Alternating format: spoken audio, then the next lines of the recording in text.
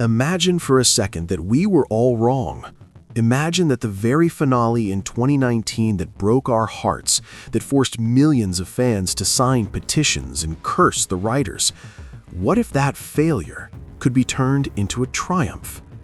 What if the narrative disaster of Season 8 could be used as the foundation for something truly great?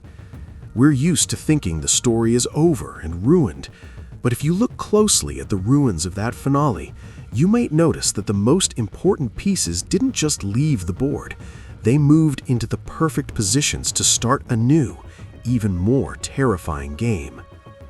I'm going to tell you a theory that will give you goosebumps, a story about the return of a character we buried, a return so shocking and dark that it could flip our entire understanding of A Song of Ice and Fire upside down. We're used to thinking the main threat always comes from the north, from the cold. But what if the real apocalypse is coming from the other side, from the east, from fire? Stick with me until the end, because the dessert I've saved for the finale of this video will make your jaw hit the floor. Perhaps Game of Thrones really is over, but the song is just beginning. Hey guys, you're watching Second Take, and today we're going to try to piece together a puzzle that is scattered all over the internet right now in January 2026. Let's go back to May 2019. The Season 8 finale was a global disappointment. We were arguing so loudly about who sat on the Iron Throne and why it was Bran the Broken that we missed two colossal storylines that the writers didn't close, but rather left hanging with giant ellipses. Remember the final shots.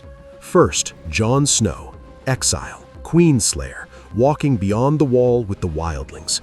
The gates of Castle Black close behind him. We took this as a period, a quiet retirement in the icy wasteland for a tired warrior. Second, Arya Stark, the girl who killed the Night King. She doesn't stay in Winterfell. She doesn't go to King's Landing. She stands on the deck of a Stark ship, staring at the horizon. She asks the question, what is west of Westeros? No one knows. That's where the maps end. Back then, amidst the outrage, it just seemed like an attempt to give the actors a poetic exit. But today, in 2026, we see this as an opportunity. These open endings aren't a bug, they're a feature. This is the perfect backdoor to restore the franchise's greatness, not by canceling Season 8, but by recontextualizing it. Fast forward to today. Mid-January 2026. News feeds are blowing up with insiders. HBO officially freezes The Snow Project, the solo sequel Kit Harington had been trying to launch for years. Why? Insiders are being blunt. The script was too bleak. A story about a man with severe PTSD simply wandering through the snow, wanting to die alone? That's not the content that saves a universe. The studio needs drive, adventure, magic. But here's the interesting part. At the exact same time Snow dies, something else happens. Maisie Williams, who played Arya, meets with George R.R. Martin, and Martin writes a cryptic post on his blog about a project that could be something grand. Connect the dots. It looks like HBO is changing horses midstream. The focus is shifting. Now the locomotive of the story isn't depressive Jon, but Arya the Explorer. It is her journey that must become the catalyst for new events. But an epic needs a goal. Where is Arya sailing? And more importantly, what will she find there? In the world of Game of Thrones, there is a theory supported by many maesters and fans. The world of Plantos is round. If you sail west, and if you don't perish in the storms of the Sunset Sea, sooner or later you won't discover a new world. You will hit the eastern coast of Essos. This isn't just a guess, it's backed by lore. The legendary voyager Alyssa Farman once tried to do this, and her ship was later seen in Asshai. Asshai, the Shadowlands, the most mysterious, ominous, and magical place in Martin's entire world. The place Melisandre came from. A place where dragons are rumored to still exist, and where blood magic is just a Tuesday. It's logical to assume Arya Stark's journey isn't a cruise. She has circumnavigated the globe and landed where even the most desperate sorcerers fear to tread, in the heart of ancient magic.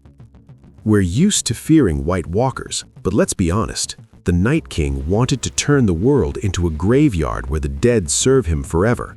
It was a cold, silent order.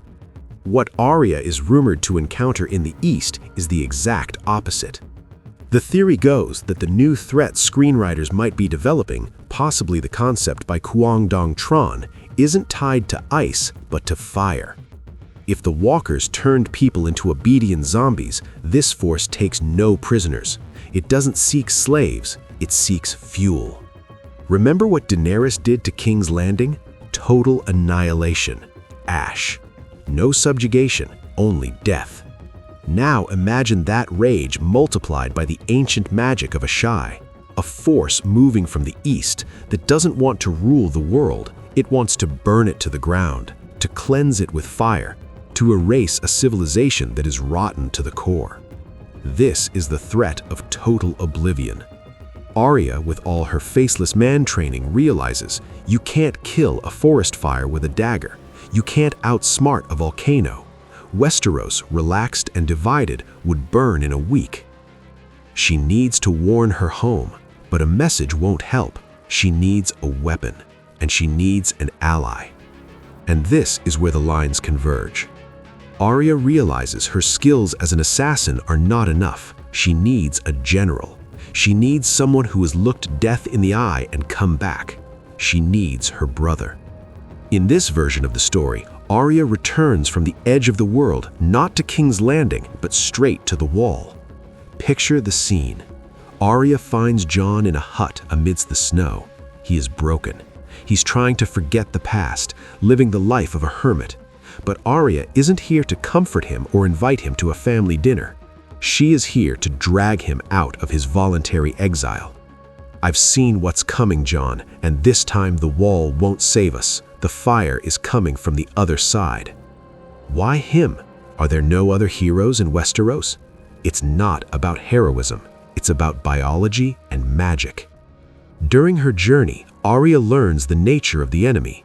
This new darkness is inextricably linked to high Valyrian magic. Only dragon blood can withstand it. Jon Snow is Aegon Targaryen, the only living male with that blood. Even if Arya found a way to bring dragons back in Asshai, or found eggs or wild dragons, she is powerless. She is a Stark. Dragons would burn her or ignore her. Jon is the only key. This theory transforms Jon from a grunt with a sword into who he was born to be, a rider. Broken Jon gets a chance at redemption. Last time he killed the threat with a dagger, betraying love. This time, to save the world, he must accept the part of himself he always rejected, become a Targaryen, become the dragon. But who will they fight? Who leads this armada of fire and death? We have arrived at the most important part. Our channel is still very young, and your support is the only thing that allows us to continue searching for hidden meanings in beloved films. So if you enjoyed this analysis, please like and subscribe. Are you ready?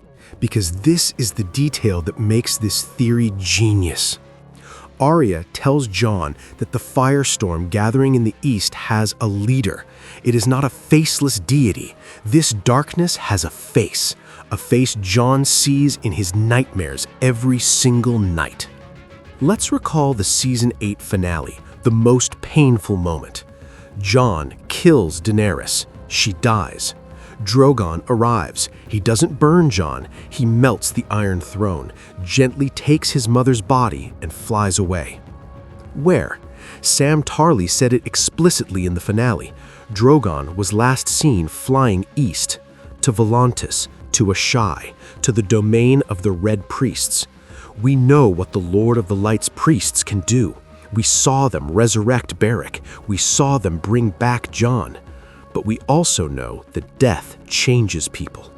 In the books, Catelyn Stark returned as Lady Stoneheart, a vengeful spirit devoid of pity. Now imagine the high priests of R'hllor receive the body of the prince that was promised, the mother of dragons. They perform a ritual using the most potent magic of the Shadowlands, and she opens her eyes. Here it is, the grand twist. Daenerys Targaryen is alive. But this isn't the Dany we knew. The part of her soul capable of mercy, of love, burned away the moment she was betrayed. All that remains is the dragon. All that remains is rage. In this new theory, the army Arya discovered is the cult of the resurrected queen, and this force is moving on Westeros, not for power. She doesn't need the throne, she melted it. She needs vengeance. She is coming to burn the continent that betrayed her, to burn the people she saved from the Night King who repaid her with a knife to the heart. And this creates the most powerful conflict imaginable. Jon Snow doesn't just have to fight an abstract evil, he has to fight his greatest sin, the woman he still loves, the monster he himself created. Ice and fire in the final showdown. Arya and Jon against Dark Daenerys and her legions. Jon riding a dragon against Drogon, piloted by a maddened, resurrected queen. Does it sound insane? Maybe, but it explains why Drogon didn't kill Jon immediately. Fate spared him for this finale. It explains why HBO won't let go of Kit Harington and Emilia Clarke. It turns the crumpled end of the series into a prologue for a tragedy of antique scale. If this theory is even half true, we aren't just getting a sequel, we are getting redemption for the entire franchise. We could get a story that combines the spirit of adventure, Arya's arc, with deep personal drama, Jon's arc. Do you think a plot twist like this would work? Could it erase the bitterness of Season 8? And would you want to see Emilia Clarke return as the universe's ultimate terrifying villain? Write your thoughts in the comments. This is going to be a heated discussion. Thanks for watching Second Take. See you in the next video.